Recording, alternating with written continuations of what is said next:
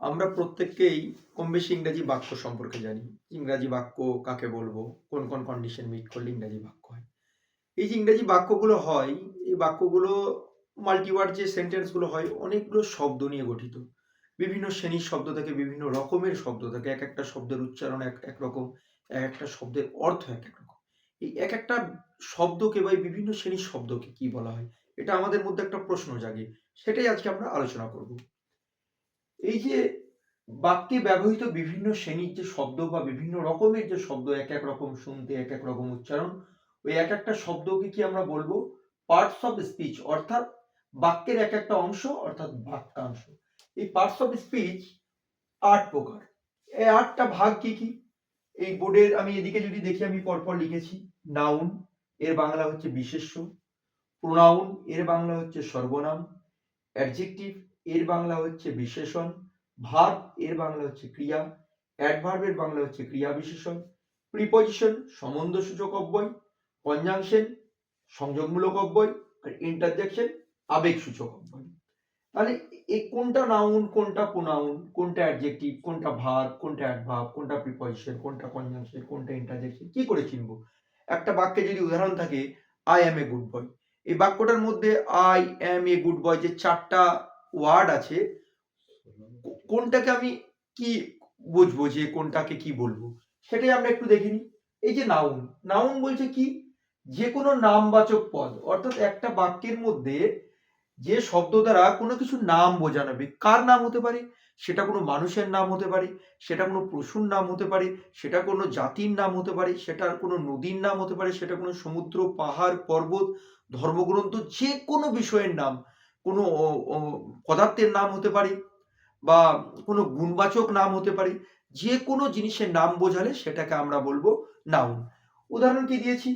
Raju is a good boy. এই যে রাজুর তলায় আমরা একটা আন্ডারলাইন করেছি।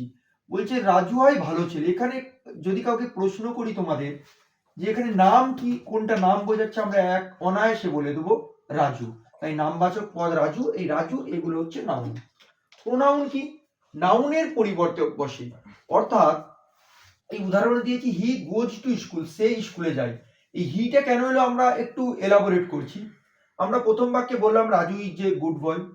রাজু গোজ টু স্কুল যদি বলি, এই যে দুবার রাজু, এটা যাতে আমাদের মধ্যে শ্রুতিকটু না হয়ে যায় সেই জন্য আমরা রাজু যেহেতু ছেলে তার পরিবর্তে আমরা হি বসাই, মেয়ে হলে সি বসাই। এই নাউনের পরিবর্তে যেটা বসছে এটা কি আমরা বলবো প্রোনাউন। তারপরে কি অ্যাডজেক্টিভ। কি বলেছি? নাউন বা প্রোনাউনকে কোয়ালিফাই করে। এটা একটু বিশদে বললে কি হয়? যে শব্দ বাক্যের মধ্যে নাউন বা প্রোনাউনের দোষ, গুণ, সংখ্যা, অবস্থা ইত্যাদি বোঝায় তাকে আমরা বলবো অ্যাডজেক্টিভ। উদাহরণে কি দিয়েছি? Raju is a good boy. Raju কেমন ছেলে? রাজু একটা ছেলে। তাহলে ছেলেটা কেমন? রাজু, রাজু কেমন বা ছেলেটা কেমন? গুড, ভালো। অর্থাৎ যে রাজু বা ছেলেটার একটা গুণ বোঝাচ্ছি, এটাই হচ্ছে অ্যাডজেক্টিভ। আবার বলতে পারি Raju is a bad boy, খারাপ গুণ বোঝাচ্ছি, ব্যাড, অ্যাডজেক্টিভ হতে পারে। আই হ্যাভ 10 পেন্স, আমার কটা কলম আছে? 10টা কলমের সংখ্যা বোঝাচ্ছি, এটাই হচ্ছে অ্যাডজেক্টিভ। তারপরে কি ভার্ব, যে কোনো হওয়া, ঘটা, অবস্থা ইত্যাদি বোঝায়। অর্থাৎ বাক্যের মধ্যে যে সাবজেক্ট, মানে যে শব্দ কোনো কিছু ঘটনা ঘটা বা কোনো কিছু হওয়া, কোনো কিছু থাকা ইত্যাদিকে বোঝায় তাকেই বলা হয় ভার্ব। বলছে Raju goes to school, Raju কোথায় যায়? স্কুলে যায়। তাহলে এই যে যাওয়া কথাটা, অর্থাৎ রাজুর একটা কাজ বোঝাচ্ছে যাওয়া, বা আই সিং এ স্যাং, আমি একটা গান করছি, গান করা একটা কাজ, এগুলো হচ্ছে ভার্ব। আবার যদি বলি ওই আগের উদাহরণে বললাম আই হ্যাভ 10 পেন্স, আমার কটা কলম আছে, এই যে থাকা বোঝাচ্ছে, এই থাকা বোঝানোটা কি বলবো আমরা ভার্ব। তারপরে কি অ্যাডভার্ব, মূলত অ্যাডজেক্টিভ বা ভার্বকে কোয়ালিফাই করে। এছাড়াও বাক্যের মধ্যে অন্যান্য শব্দ, সেটা প্রিপজিশন, কনজাংশন এদেরকেও বা অ্যাডভার্বকেও বিশেষিত করে, সেটা হচ্ছে অ্যাডভার্ব। বাক্যের মধ্যে এল ওয়াই যুক্ত যদি কোনো শব্দ থাকে তাকে আমরা বেশিরভাগ ক্ষেত্রে অ্যাডভার্বই হয় দেখেছি। উদাহরণ কি লিখেছি? হি রানস কুইকলি, বলছে সে দ্রুত দৌড়ায়। তার দৌড়ানোটা কেমন? তার দৌড়ানোটা হচ্ছে দ্রুত, দৌড়ানো একটা কাজ, ভার্ব। তাহলে তার দৌড়ানোটা কেমন? সেটা হচ্ছে খুব দ্রুত সে দৌড়ায়, আবার এল ওয়াই যুক্ত শব্দ, এটাই হচ্ছে অ্যাডভার্ব। আবার যদি বলি Raju is a very good boy, Raju কেমন ছেলে? ভালো, হলো অ্যাডজেক্টিভ। আবার ভালোটা সে কতটা ভালো, ভেরি, খুব, এই যে অ্যাডজেক্টিভকে কোয়ালিফাই করছে, এটাই হচ্ছে অ্যাডভার্ব। তারপরে প্রিপজিশন, নাউন বা প্রোনাউনের পূর্বে বসে বাক্যের বাকি অংশের সাথে সম্পর্ক স্থাপন করে।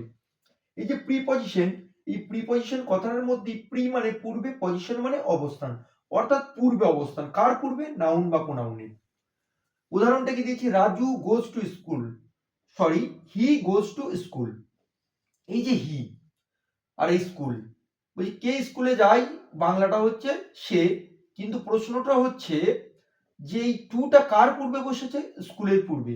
এই টুটা বাক্যের এই যে বাকি অংশটুকু আছে হি গোজ, এর সাথে স্কুলের মধ্যে একটা সম্পর্ক তৈরি করেছে, তাই একে আমরা বলছি প্রিপজিশন।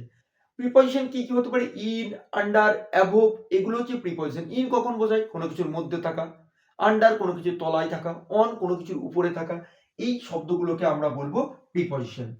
তারপরে কি? কনজাংশন, বাক্যের মধ্যে দুটি শব্দকে যোগ করে। কিরকম? হি বাইজ এ ডল এন্ড ডগ, বলছে সে একটা ডল এবং একটা ডগ, একটা পুতুল এবং কুকুর কিনেছে। এই পুতুল এবং কুকুরকে কে যুক্ত করেছে? অ্যান্ড। আবার দুটো বাক্যকেও যুক্ত করে কে? অর। তাহলে এই জাতীয়গুলোকে বলবো আমরা কনজাংশন। আর শেষ কি? ইন্টারজেকশন, বাক্যের মধ্যে যে শব্দ আবেগ বোঝায়, অর্থাৎ আবেগ কি কি হতে পারে? আমাদের হাসি, কান্না, দুঃখ, বেদনা, এই সব জিনিসগুলি হচ্ছে আমাদের আবেগ। অর্থাৎ যে শব্দটা বাক্যের মধ্যে দেখা যাবে যে আবেগ বোঝাচ্ছে, সেটা হচ্ছে ইন্টারজেকশন। উদাহরণ কি লিখেছি? অ্যালাস, যে ইউ কাট ইউর ফিঙ্গার, বলছে হাই তুমি তোমার আঙুলটিকে কেটে ফেলেছো। এই যে হাই, একটা আমাদের বেদনা প্রকাশ হচ্ছে, এটাই হচ্ছে ইন্টারজেকশন। আবার যদি বলি hurray we have won the match, কি মজা, আমরা ম্যাচটি জিতে গেছি। বা oh, oh you lost this match, oh তুমি মানে খেলাটাও হেরে গেছিলে, এই যে একটা আমাদের বেদনা বোঝাচ্ছি বা অবাক করা কোনো ঘটনা বোঝায়, সেই ক্ষেত্রে হয় ইন্টারজেকশন। তাহলে এই যে পার্টস অফ স্পিচ, অর্থাৎ বাক্যের বিভিন্ন শব্দগুলোর যে প্রকারভেদ, আমরা মোটামুটি এই যে তাদেরকে চেনার যে উপায় বা সংজ্ঞা, এইগুলো দেখেই মোটামুটি আমরা চিনে ফেলবো। তাহলে পার্টস অফ স্পিচটা আমাদের নিশ্চিত করে আর বুঝতে কোনো অসুবিধা হওয়ার কথা নয়।